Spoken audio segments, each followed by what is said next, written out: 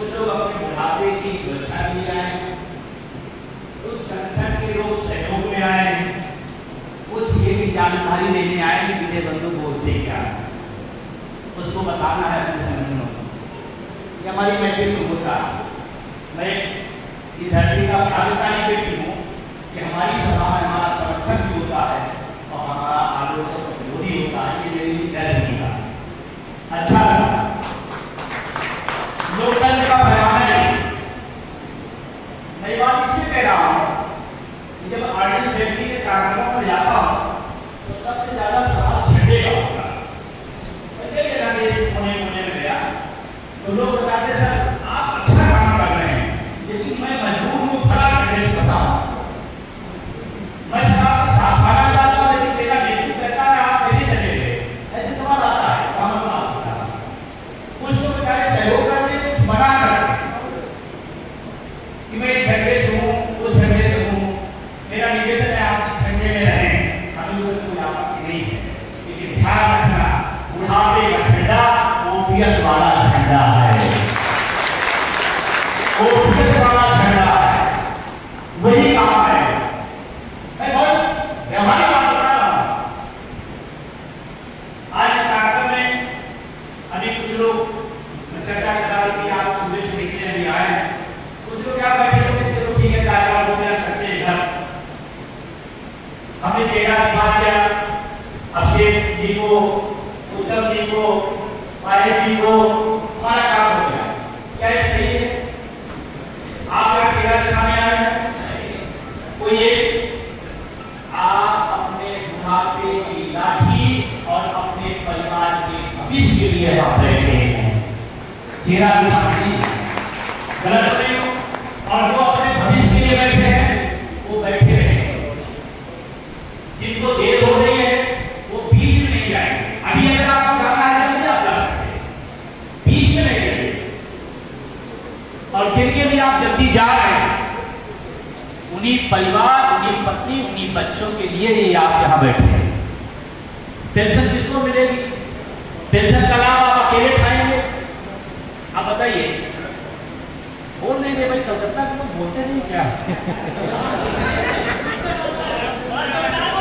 अरे ऐसा करो, हम बैठे हैं सब लोग दम में, दम लगाओ और यूपीएस बेदम हो जाए। ये करिए आप। दमदम का संदेश दमदार जाना चाहिए पूरे हिंदुस्तान में कि दमदम ने दम लगा के मना कर दिया, हमें न चाहिए एनपीएस, हमें न चाहिए, हमें क्या चाहिए? जो लोग बोल रहे हैं उन्हीं को मिलेगी भी,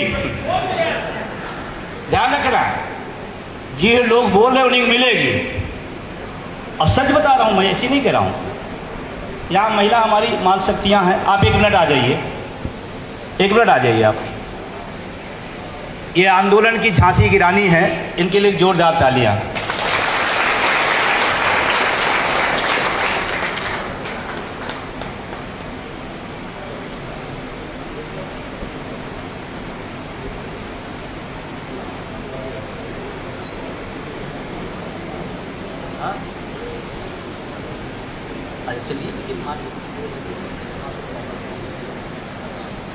अब आप सोच रहे हो इनको क्या बता रहे हैं। मैं इनको बता नहीं रहा हूं। एक व्यवहारिक चीज है जो आपके सामने व्यवहारिक ढंग से बताना चाहते हैं। मान लीजिए बहन है, मान लीजिए इनके 2 बच्चे हों, और आप बिल्कुल सच्ची बात बताइए। मान लीजिए 2 बच्चे हों और दोनों बच्चे भूखे हों, बराबर की, बिल्कुल बराबर। एक माँ के लिए दोनों बच्चों में फर्क है? बोलिए भाई। माँ और बाप के लिए उसका चाहे जो बच्चा हो, उसके नजर में वो दोनों बराबर है। लेकिन सवाल व्यवहारिक इनके सामने आ रहा है। 2 बच्चे दोनों भूखे हैं और एक रो रहा है, चिल्ला रहा है, हमें दूध दो, हमें दूध दो, हमें दूध दो, और एक नहीं बोला, भूखा बराबर है। ईमानदारी से बताइए किसको दूध देंगे? जो चिल्ला रहा है। आप तो उसको भी प्यार करती हैं, उसको भी चाहती है, दोनों को बराबर चाहती है, फिर चिल्लाने वाले क्यों देते? क्योंकि उसको ज्यादा जरूरत है, क्योंकि वो बोल रहा है ज्यादा लगा है। वो एहसास करा रहा है हमें ज़्यादा ज़रूरत है। ऐसे भूखे लोग, ओपीएस के भूखे लोग चिल्लाओ, सीखो, सरकार सुनेगी, इनको इसकी जरूरत है और चुप रहे तो फिर सांसद लोग ले लेंगे, आपको नहीं देंगे। सही है कि सही है? जब मौका मिले तो आप बोला करिए क्या चाहिए, क्या चाहिए, क्या चाहिए। अब बात आई, सीखना पड़ेगा, चिल्लाना पड़ेगा, क्योंकि हम लोग सांसद नहीं है कि मेरे थमाने से काम चल रहा है। समझ रहे हैं क्या? सांसदों ने अपने वेतन भत्ते के लिए कितनी रैलियां की, कितना धरना दिया। ये है उनकी एकता। सही कह रहे हो, गलत कह रहे हो? हम झंडे में बसे हैं, वो भी अपना झंडा में घूमते हैं, लेकिन जब अपना हित आता है झंडा, एजेंडा, विचारधारा सब पीछे, अपना हित आगे। सीखो, उन्हीं से सीखो। सीख भैया अकेला कीजिए तो पॉपुलर क्या होगा? इस सब की जाएगा। ये सब लोग कलकत्ता निकल चुके हैं ओपीएस के लिए, वो ज्यादा बात है, आप भी धीरे लीजिएगा। तो आज के इस कार्यक्रम में जो बार बार उनका प्रश्न रहा, बार बार कहते हैं एक से एक बार आपको कलकत्ता आना है, आरडीएस फैक्ट्री के लोग, रेलवे के लोग और तमाम सेक्टर कर्मचारी चाहते हैं कि विजय बंधु जी आए। अच्छे लिए पहले बनाया था या कलकत्ता, तो हम इस साल से वचन दिया था कि सर एक बार और आइएगा, और हम वचन निभाने आए और हम चाहते हैं हमें बार बार निभाना पड़े। हम इस साल, और सबसे बड़ी बात आप सबके सीखने के लिए है, एक व्यक्ति सिर्फ हमसे मिलने असम से आया और हमारे मना करने के बाद हमने कहा कि दूर से कहाँ आओगे, दिल्ली एक बड़ी आना है, नहीं नहीं सर आपसे मिलना है। असम से कलकत्ता वाले से स्वागत करना चाहते हैं क्या? एक आदमी असम से आया,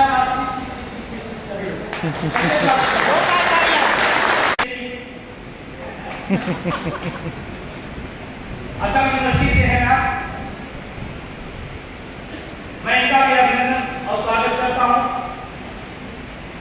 अब इसी कैंडिडेट को अपनी मेन बात है उस पर आते हैं। क्यों मैडम? मेन बात की क्या? पॉइंट क्यों, कैसे, क्या, लेकिन उसके पहले दो सवाल मैं करूंगा आपसे जरूर, और सब लोग उसमें शामिल रहिएगा। इनका भी मान रहे बताइएगा, एक एलपीएस कितने लोग चाहते हैं?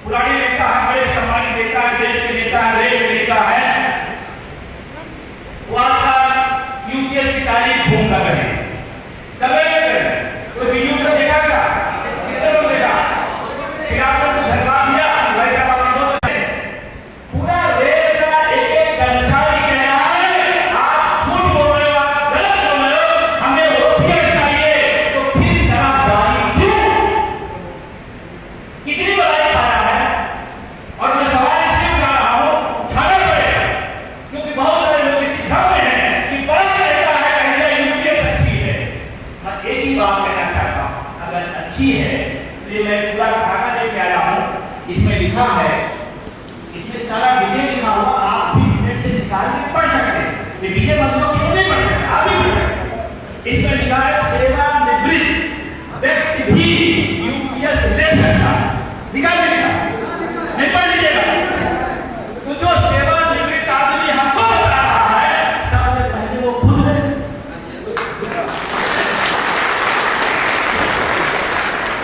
अगर अच्छी है तो आप खुद ले लो, आप लोग ओपीएस और हमको बताओगे यूपीएस। ये गद्दारी है, और गद्दारी के साथ जिसके लिए आप रहमा कर रहे हो उनके साथ गद्दारी कर रहे हो। और यही बात उनको तकलीफ दे जाती है। मैं सच कह रहा हूं, आपने बहुत संघर्ष किया होगा, बहुत आंदोलन किया होगा, बहुत सारे चेहरा कर इग्नोर कर रहा हूं, लेकिन आज के प्रदेश में, आज के प्रदेश में आप गलत कर रहे हैं। और वो ये क्यों नहीं कर रहे हैं?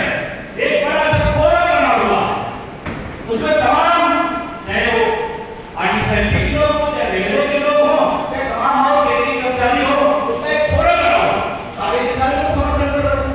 और मजे की बात है, जो समर्थन कर रहे हैं वो एक ही नहीं ले रहे हैं।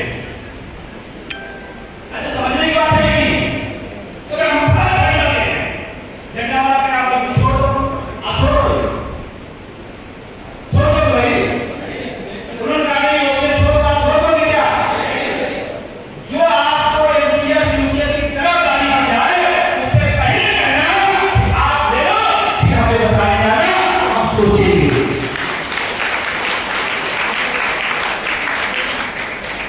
आप बुला रहे हो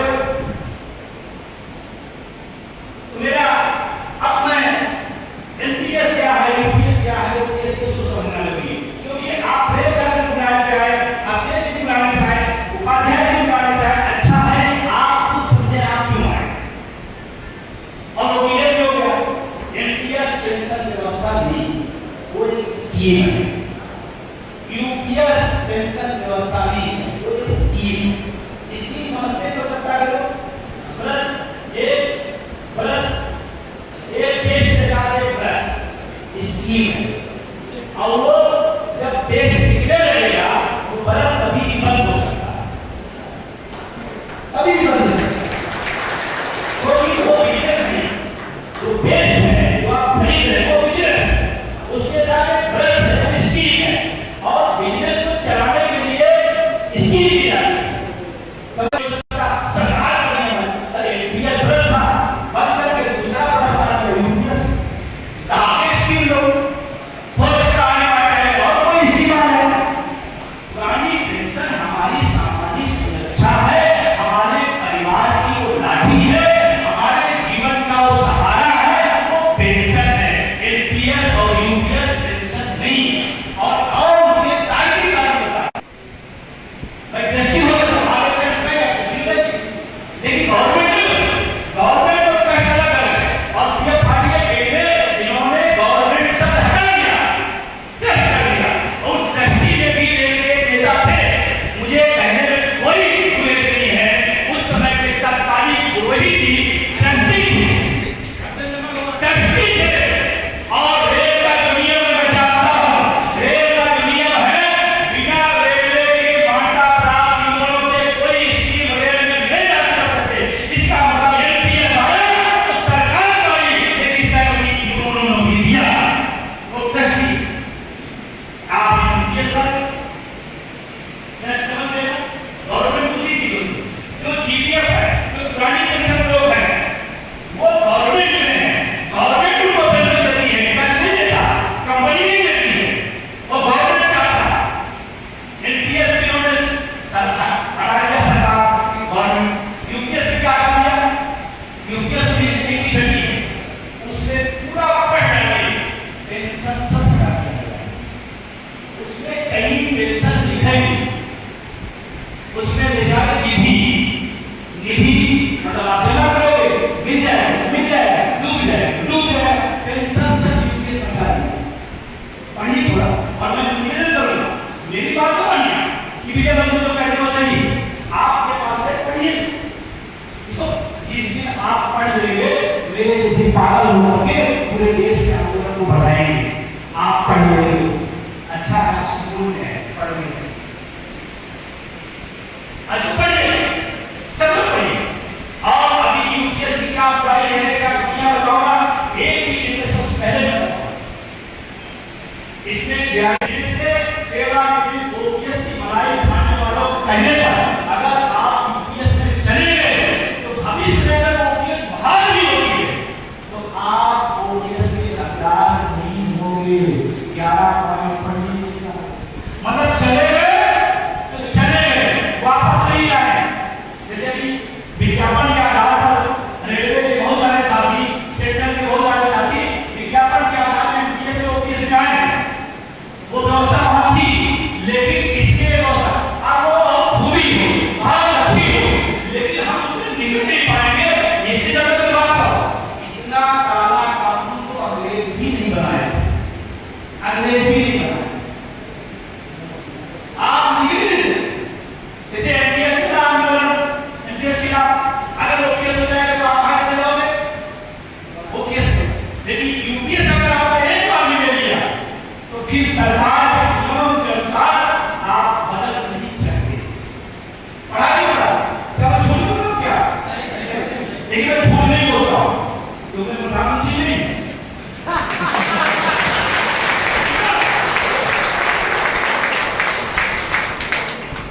तो साफ लिखे में है, समझ में आएगा। तो आज आपके सहमति से मैं आह्वान करता हूं, आप जहां हैं वही पढ़े रहिए, संघर्ष कराइए, ओपीएस बहाल कराया जाएगा, यूपीएस में कोई लागू नहीं करेगा। कितने लोग तैयार हैं? कुछ लोग भी समझ नहीं पाए। यूपीएस लागू नहीं करेगा। और आपको बताओ कि इतना बड़ा अस्त्र है, इतना बड़ा हथियार है कि आप घर में रहकर सरकार को मैसेज दे देंगे। अगर एक भी आदमी यूपीएस डाले, सरकार के गाल पे तमाचा होगा, उनकी सीट फेल हो जाएगी। इसके लिए अभी नहीं खड़ा, इसके लिए सरकार को करना है, इसके लिए हमारे जैसे लखनऊ के कलकत्ता ही नहीं आना।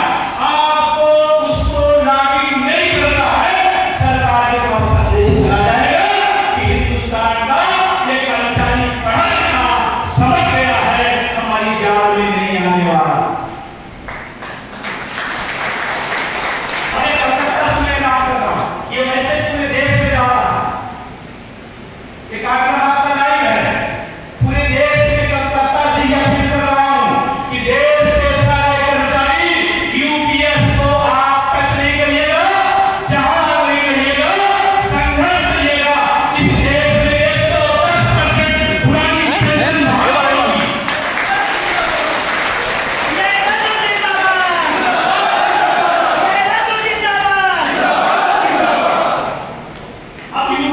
अब जिस तरह की दिया है वो क्या है? पुरानी पेंशन। यहाँ कुछ जीपीएफ के लोग हैं जो पुरानी पेंशन में हैं, कुछ लोग हैं जो ओल्ड पेंशन में हैं। एक बात खड़े होना है प्लीज, बहुत सम्मान के साथ, बहुत सम्मान के साथ। जो लोग ओपीएस के दायरे में हैं वो खड़े होना है, और जो एमपीएस वाले हैं तो थोड़ा मुड़ के देखिए। आपको खड़े रहिए, आपको खड़े रहिए। हमारे जो सीनियर हैं ओपीएस में खड़े हैं, बाकी लोग समझो ये ओपीएस आ रहे हैं, फिर भी आपकी लड़ाई के हिस्सेदार बनने आए हैं।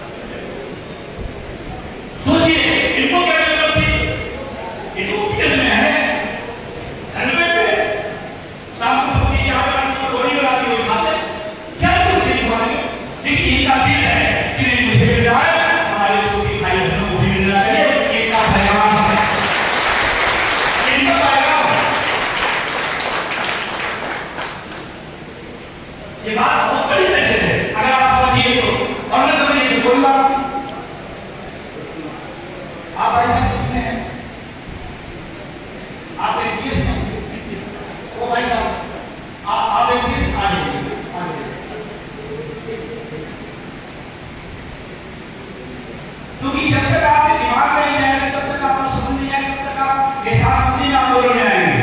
अभी बहुत लोग बैठे रहे तो फंस गए जाकर के। आप फंसने नहीं आए, अपने परिवार अपने बच्चों का ऑफिस बना के यहाँ बैठे। मैं पहले नहीं कह रहा हूँ, आप ऐसे ओपीएस में ओपीएस में आइए आइए थोड़ा समझिए। ये नहीं पीछे लोग जो बड़े चाहिए आप समझिए इधर आइए, क्योंकि ये समझना बहुत जरूरी है। ये लोग देख रहे हैं वो ध्यान से दोनों लोग देखिए, दोनों लोग देख रहे हैं खूब ध्यान से देखिए। कुछ समझ में आ रहा है?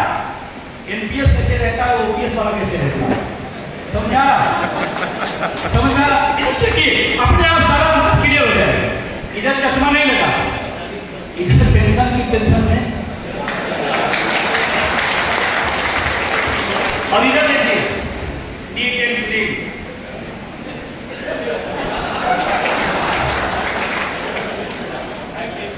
समझिए बात को, ये क्यों जरूरी है।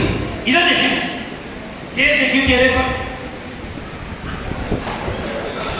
ये एनपीएस वालों की हालत समझ रहे हैं। अब देखिए क्या होगा, अभी अगर आप नहीं समझे तो अब आप इतनी दूर हमको बुलाए हैं, जबकि डॉक्टर ने आज उसको मना किया कि 5-7 मिनट बोलिएगा। आज मेरी हालत अचानक सुबह उठा ठीक था, फिर मैं और मुझे फर्क है कि मैं धरती को हूँ, जिसको मैं गुरु मानता हूँ, स्वामी विवेकानंद, उनकी धरती को हूँ। और मेरी इच्छा थी कि अगर 4 बजे से है तो हमें एक बार वहाँ मौका मिल जाए जाने का, दर्शन करने का। मैं वहाँ गया, अचानक डिहाइड्रेशन, रात में खाना वाना लेट हुआ, सो नहीं पाए, अचानक सब गड़बड़ हुआ और मैं करीब 3 घंटे अस्पताल में रहा। आपको नहीं पता, 3 घंटे अस्पताल से जीपी लगी, इंजेक्शन भी लगे और उसी अस्पताल से आपके बीच आया। मैं भी मना कर सकता था, मैं नहीं मानूंगा।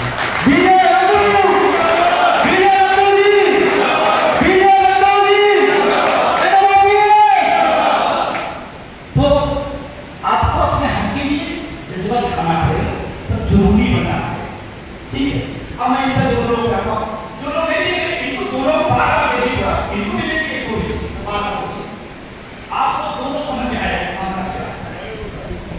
अच्छा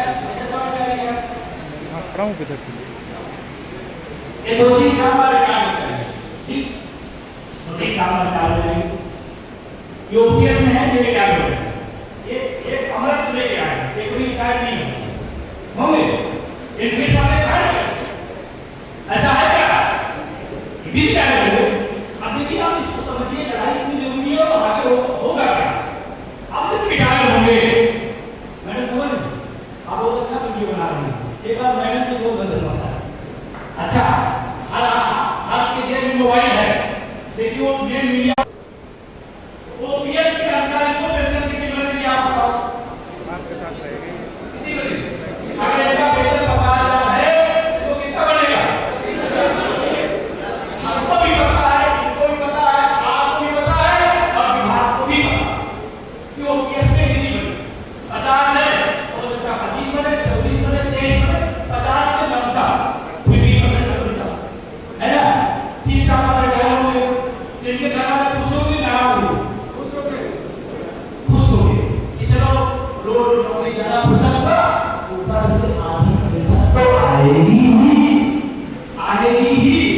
इनके घर वाले ढोल बजीता लेके जाएंगे ऑफिस, बजाते गाते फूल बरसाते हुए लेके आएंगे, अब घर में बड़ा इज्जत और सम्मान पाएंगे। इनके नाती पोते आएंगे, बाबा हमको जैकेट चाहिए, ये उसी को सिखाने के देंगे, नाती पोता भी खुश होगा, एक लोटा पानी देगा। ये है ओपीएस।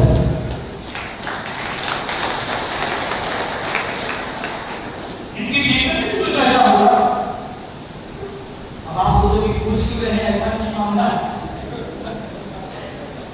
जीपीएफ भी होगा, 5 लाख जो भी होगा। अगर ओपीएस वाला तो जीपीएफ है, और जीपीएफ है तो पैसा, वो बेटी की शादी, बच्चों की पढ़ाई, घर बनवाने कुछ भी कर सकता है, इसका मतलब जीपीएफ है।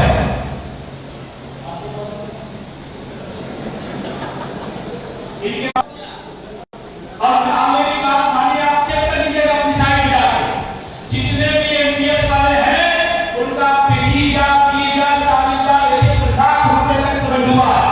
गलती करेगा ट्रंप, युद्ध हो गए यूक्रेन में, पैसा तक डूबे रहे। इन्होंने कौन गलती किया? हथियार सप्लाई किए गए। क्यों?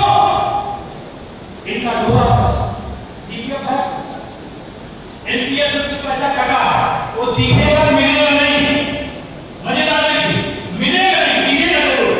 इतने में आप हो गया, आप मिले जाओ, बैंक में लोन नहीं दे रही, आप पूछो एनपीएस में है, वो कह रहा लोन नहीं मिल पाई। ये भी चले जाए, इनके यहाँ बैंक वाला खुद पूरी पत्रावली भरा के ले जाएगा, क्योंकि पता है जीपीएफ ठीक ठाक। समझ में आ रही नहीं? अब थोड़ा इसको जीपीएफ किसी काम आएगा। ये हमारा सामान था जिसको छीन लिया गया। समझ में आ रहा है? भाई साहब कहाँ जा रहे हैं? अभी जा नहीं सकते आप, बिल्कुल नहीं जा सकते, आप बैठ जाइए, क्योंकि बाद में ओपीएस बहाल होगी, नाम हमसे मांगा जाएगा, हम आपका नाम काट देंगे। और इसीलिए हमने कहा बस छूट जाए तो छूट जाने देना, तेल छूट जाए तो छूट जाने देना, नाम छूट जाए तो छूट जाने देना, ओपीएस ना छूटने पाए, सब हो जाएगा। तो आप देख लिया, अब ये गए घर ढोल मंजीरा के साथ, स्वागत के साथ। इनकी बेटी होगी, आएगी, अपनी बेटी को साड़ी देना होगा। अपने बेटे से मांगेंगे क्या? मांगेंगे कि मेरी बेटी आई है, अगर बेटा तुम कुछ दे दो तो उसको विदाई दे दो। गांव समाज की बात होती नहीं होती? नहीं, बेटा होने से नहीं मांगना। सम्मान, ओपीएस हमारा सम्मान है और इनके साथ जिंदा है। और रात में इनको खांसी आ जाए और खांसने लगे, इनकी बहू सुनेगी, क्या बोलेगी? अजी सुनते हो, उठो उठो बाबूजी खांसी आ रही है, उठो उठो बाबूजी खांसी आ रही, दबा दो, सिरप दे दो। वो कहेगा भगवान बैठो, रात के 2 बज रहे हैं। अरे नहीं, बुढ़ा 25,000 का काम का आदमी है। ना बाप बड़ा, ना सबसे बड़ा। बहू कहेगी बुढ़े को जिंदा रखो, 25,000 का आदमी। समझ रहे? उनको दवा देंगे, ध्यान रखेंगे, ज्यादा जरूरत अस्पताल में भर्ती करेंगे। भर्ती ज्यादा बड़ी हो गई तो डॉक्टर से कहेंगे डॉक्टर साहब इसको बचा लीजिए, अगर ना बचे तो जीपीएफ का पैसा लगा दूंगा, लेकिन इसको जिंदा रखना जरूरी है। दोहारी बात बता रहा हूं, सच्चाई यही है। अब मानो ना मानो, तेरा क्या होगा कालिया? ये भी रिटायर होगा, रिटायर होने के बाद घर जाएगा, ढोल तो ढोल, घर का कोई आदमी आएगा नहीं। अभी तक कमा रहा था, वेतन जा रहा था, पेंशन वेंशन मिलने नहीं, भार अलग का बनेगा, इसको कोई लेने नहीं जाएगा, ये अकेले अपने घर घूमते घूमते आएगा। एनपीएस वाला समझ रहे कि समझ अकेले। और आगे मान ये बीमार है, ऐसा तो है नहीं कि अमल तो है, अमल रात में फांसी आई, और सुनो जी उठो, ये बुढ़ा अपनी जिंदगी तो नरक किया, हमारी भी नरक कर दिया। रात में 2 बजे सोने नहीं दे रहा, और आज ही का फैसला होगा, या तो ये घर में बुढ़ा रहेगा, सही नहीं सही, या ये बुढ़ा रहेगा तो हम। और आप सच बताओ, उस समय जिनकी चली चला के मेला ना होगी, वो कहे भगवान तुम साथ रहो, भी लंबा सफर तय करना है। इसको हम अनाथालय में, ये सवेरे अनाथालय, ये चला जाएंगे वृद्धाश्रम,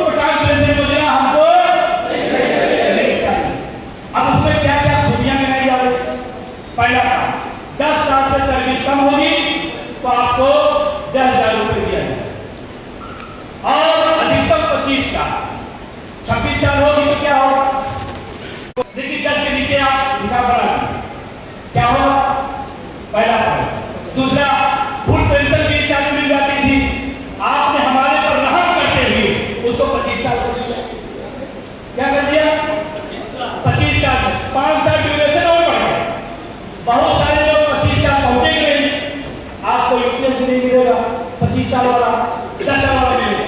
ध्यान रखिए 10 साल वाला 24,364 दिन वाला मिलेगा 10 साल वाला, लेकिन जैसे 26 हो जाएगा एक पैसा नहीं मिलेगा, बढ़ा।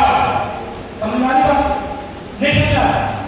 20 साल का ड्यूरेशन कितना कर दिया गया? 25 साल। और इससे बड़ा मजा कोई ब्याज देना चाहता, मान लो भाई साहब हैं बैठे हुए, भाई साहब आप क्या नाम है?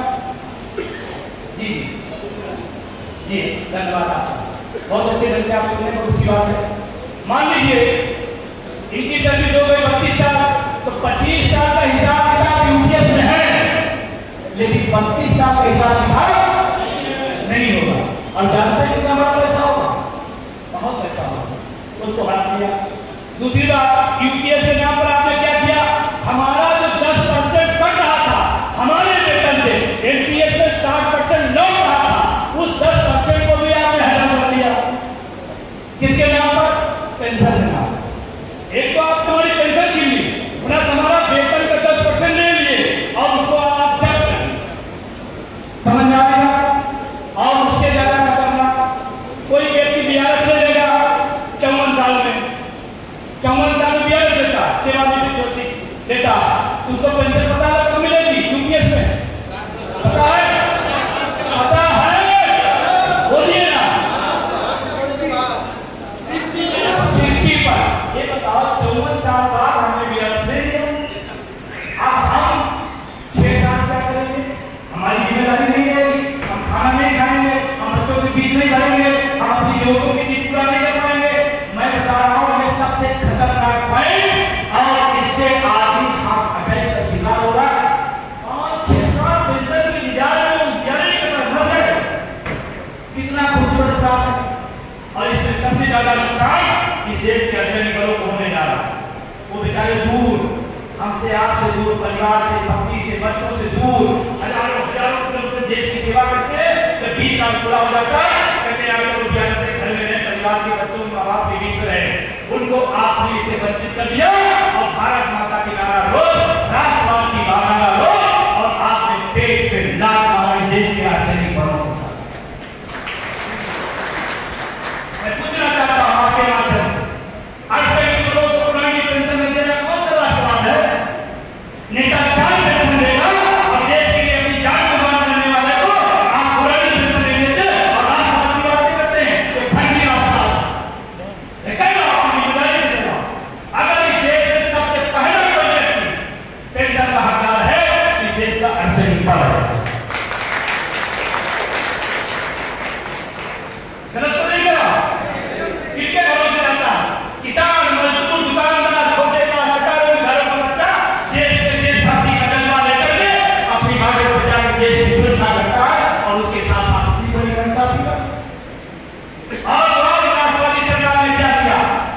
उन लोगों ने हाईकोर्ट में मुकदमा किया, सुनो जानो, हाईकोर्ट में मुकदमा किया, हम भी सशक्त है, खालसा लड़ाई का सेना को दिया जा रहा, हमें कोई आपत्ति नहीं, मिलना चाहिए। लेकिन आश्चर्य वालों के साथ क्या करता है? उसने कहा हाईकोर्ट में तक रखे, हाईकोर्ट ने सुना, जितने हाईकोर्ट ने कहा ये सशक्त बल है, इनको गोल्ड पेंशन और सेना जैसी सुविधाएं दी जाए। तो ये राष्ट्रवादी सरकार आश्चर्य वालों को पुरानी पेंशन न देना, उसके खिलाफ सुप्रीम कोर्ट गई है। सुप्रीम कोर्ट किसके खिलाफ? देश की रक्षा का प्रधान उसके खिलाफ, जिस पर 90 छोटे भाषण होते हैं उसके खिलाफ, जिसके नाम पर वोट मारे जाते हैं उसके खिलाफ आप सुप्रीम कोर्ट में। कितना दुर्भाग्य इस देश। और जिस जगह पर बैठे हैं, जिस जगह का बने, और इन फैक्ट्रियां देश के लिए बारूद, साधन, ईंधन, तमाम सारे औजार बनाने का काम करते हैं, और आप उनको क्या कर रहे हैं? निजीकरण। क्या कर रहे हैं? निजीकरण। अरे जो देश की सुरक्षा का इतना बड़ा दारोमदार लेकर के देश की तकनीक का साथ कर रहा है, उस पर आप निजीकरण की का भूसवा। कल्पना करो कोई व्यवसायी आएगा, उसको बारूद में वो बनाएगा जो देश की रक्षा करे, वो बनाएगा जिसमें लाभ हो। बोलिए भाई, आप सोचते विजय बंदों के बोले हमें बोले क्या? ऑर्डिनेंस फैक्ट्री में आप ज्यादा बेहतर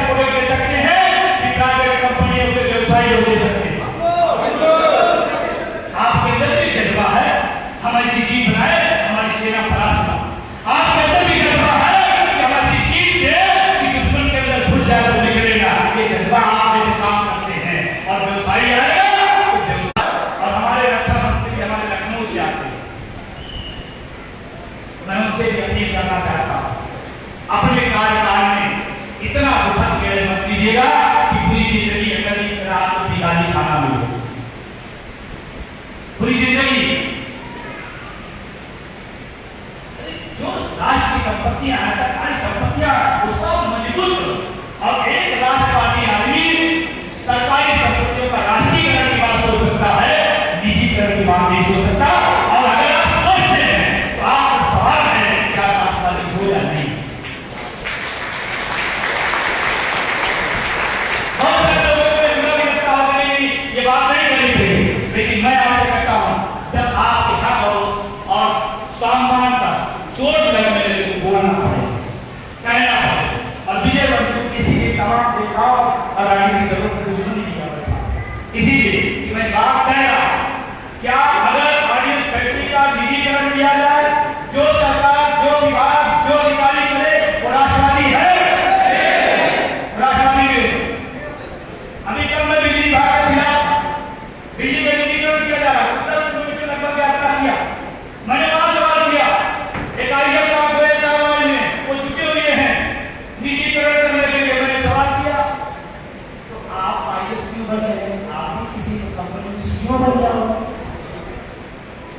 विभाग चाहिए प्राइवेट, अपनी बुलाई से सरकारी प्रमुख सचिव भला विभाग, आप भी तो सरकारी हो, आप जाओ सीईओ बन जाओ किसी कंपनी में, क्या कर रहे हो आईएएस बन के। और आपने कहा चेतावनी दिया कि विभाग प्राइवेट हो जाएगा, एक दिन आपसे पूछा जाएगा आपकी क्या जरूरत है मेरे कहने में। जब सब प्राइवेट तुम सरकारी, ये खेल बहुत लंबा और निजीकरण की मैं बात बता रहा हूं, आप सबको मेरी बात को ध्यान से सुनिएगा। ये जो लोअर मिडिल क्लास है, इसी सरकारी नौकरियों को जनता अपना भविष्य, अपने परिवार का भविष्य बना रहा है। जिस दिन सरकारी नौकरियां खत्म हो जाएंगी, लोअर मिडिल क्लास खत्म हो जाएगा, याद रखना मेरी बात। और इसीलिए कहता हूं निम्न और मध्य वर्ग के खिलाफ अमीरों का षड्यंत्र है निजीकरण, सारी प्राइवेटाइजेशन।